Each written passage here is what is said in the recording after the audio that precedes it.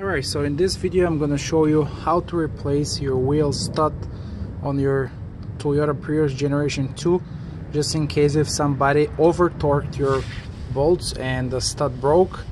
They're usually very tight and you cannot remove them by hand, so I figured the easier way and safe way, there is a special notch on where the whole stud, in this case it's gonna come out easy, but the new one has to come in, so you have to align the hole with this notch here. So what you do, you safely jack up the car with at least 2 jack stands on the front, so the wheel rotates, and you can do exactly right here by the notch. And if you start slamming with a hammer on this, you can damage the bearing, so it will require a new bearing. So although this is delicate part, it's not really finicky, but you can pull it with a ball joint puller, but it's kind of hard fit here.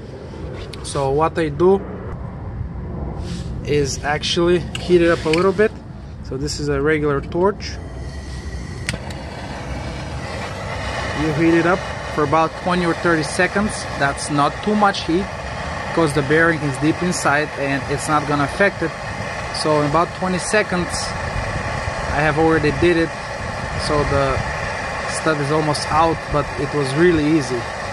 So it's hot enough, maybe a little more, and then okay, here is hot if you touch it, but the rest of the body is still cold, so inside there's no problem for the bearing. So with something depending on how out is your stud, you can just tap it a little bit.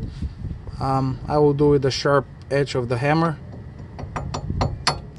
and it comes out. Mine was already out, but it came out really easy, and now it's hot, so don't touch it. And now once you have the new one, you can just put it in. This way there is no need of replacing of the bearing. You didn't overheat it. It's kind of warm here, but here is cold, so this is very safe for the bearing itself. And I hope you can really use this method. Thank you.